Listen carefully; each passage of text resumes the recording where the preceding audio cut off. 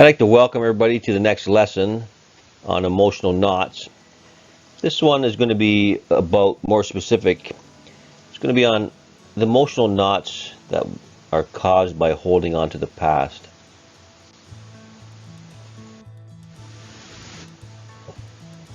So we can create emotional knots by holding on to the past. That's the first thing, I guess.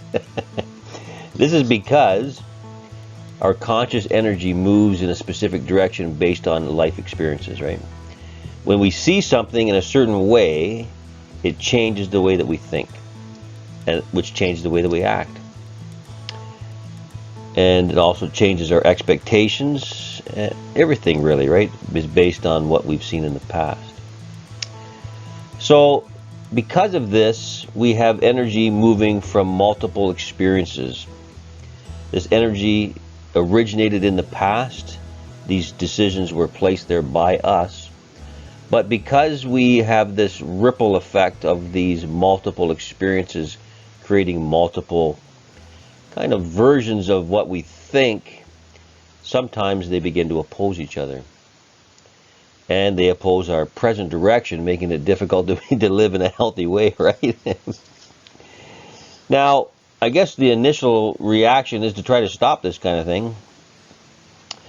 But I'd like to look at this saying that I've got here where it says, you cannot build strength with the same materials that gave you weakness. This was one of the things that my teachers used to say all the time, that you cannot build strength with this product that created weakness.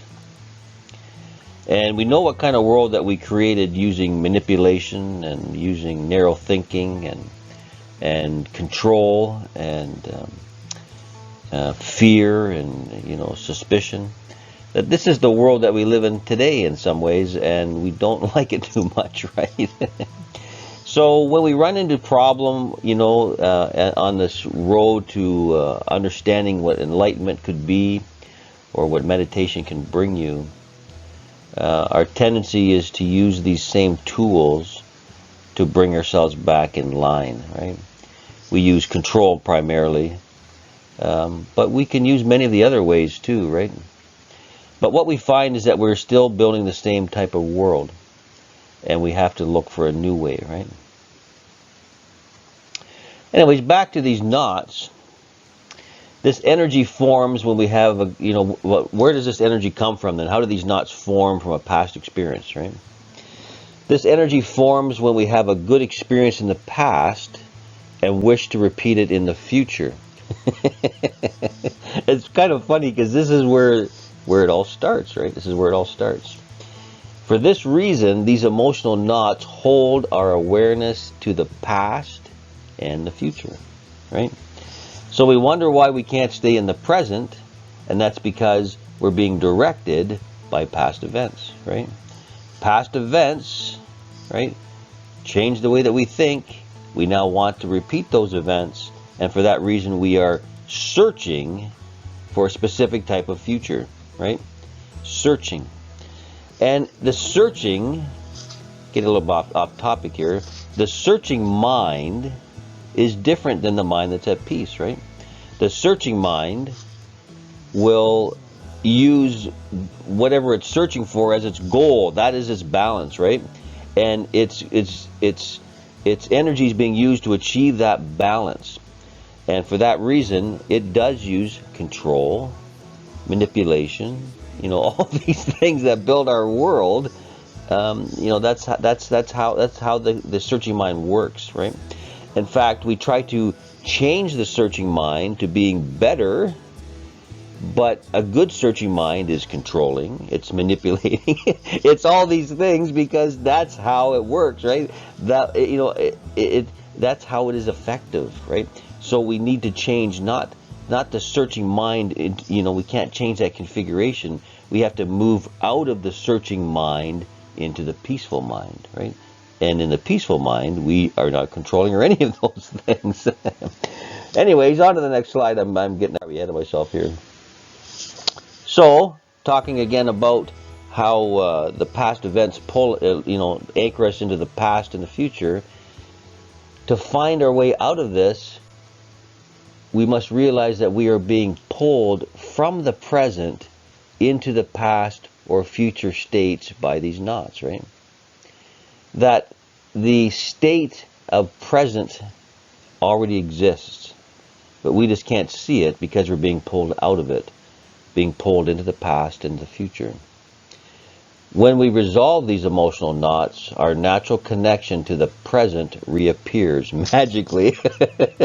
It was always there, but it was hidden, right? We do not need to fight our way to the present.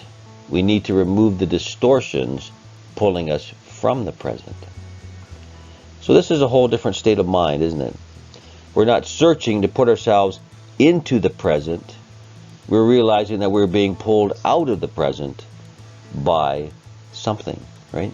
And it is the looking at that something and untying that something that returns our mind to the present permanently. Our connection comes from ending states of movement until stillness once again is restored. That's how it works.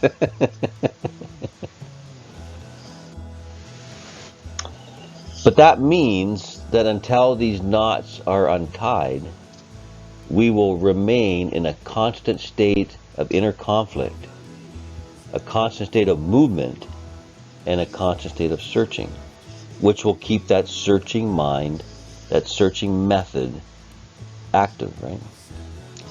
So then how do these knots form specifically? Usually it's when we discover something wonderful, isn't it?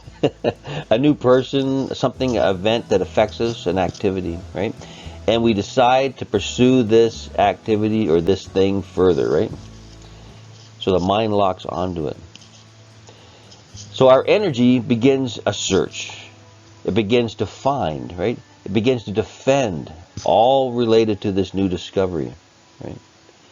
That is why our inner conversations, this inner conflict, is always about searching or finding or defending something, right? Often it feels like our present is in the way of this search, is in the way of finding, or somehow it needs to be defended, right? That our present actions are harming our previous needs and that those previous needs need to be defended. When a present activity interferes with this searching energy from the past energy will oppose our present actions and try to end them, right? So that's what we're just talking about. Our present activities get in the way of our past. But this can be undone, right? So this energy, it does so because this searching energy is already on a journey, and that is the journey's prime focus. We end this previous energy not by force, but by reason. Sometimes this can take a little while because the energy doesn't always want to listen, right? But it will listen to common sense as time goes on. Or if the activity is related to a addiction, we must remove ourselves from that physical addiction for common sense to become more valuable, right? But once common sense becomes valuable, the mind listens to it. And we have to remember that there is that bounce back and forth of understanding and then not understanding and then understanding and then not understanding. So don't be worried too much about that. That's us just gaining more experience until finally we have enough understanding to hold on to this way of thinking, right? We start out by helping the mind understand that we see that these things pull us from the present, right? They pull us from where life actually exists, right? We think that we're looking for things from the past to make us happy and to make our future happy. But in essence, we're actually removing ourselves from life, right? By living in an illusionary past or an illusionary future. We can also try to use the method with the mind by helping the mind understand that we see that when we repeat an event that we're searching for, that it's never really the same anyways, right? This is the really weird part about it, is that even when we repeat something that we've been looking to have happen to us, it doesn't feel the same, right? Discovery is replaced by comparison. So there's a different way, the mind deals with it a different way the second time. So we learn something interesting here, though, that true joy comes from discovery in the present.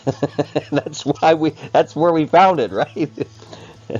And the only way to return to constant discovery in the present is to end all these searches that began in the past, right? And then we will be in a state of constant discovery in the present, which will bring us joy. So we begin to form a new understanding. Holding on to the past experiences does not form contentment, right? It forms discontentment, followed by searching, followed by finding, followed by defending. But nowhere is there that initial joy, right? The only time we feel joy in this configuration is when we discover the thing for the first time, for the first moment in the present. So joy forms from discovery in the present. Once the mind gets a grasp of that, once we begin to understand that, we begin to untie the knot, let it loose a little bit, and not hold on to past events in the way that we did in the past, right? We begin to change the way that we work, right? When we leave holding on to the past states, or we leave those past states behind, we return to the present and to the state of constant discovery and constant joy. It is a release, right? It is a release from a bondage to the past, creating a specific future that only we ourselves understand and know. And when this specific future does not come true, we are left crumbled in a sense, right? So we're not allowing this configuration to form anymore, right? We're staying in the present. We're finding joy in the present. So that's the lesson for today. It's about only one specific type of knot. And there's many different types of knots that we'll run into in meditation. But I hope this gave you some information to think about. And again, if you have any questions, please feel free to contact me or leave some questions below. And again, I thank you very much. And namaste.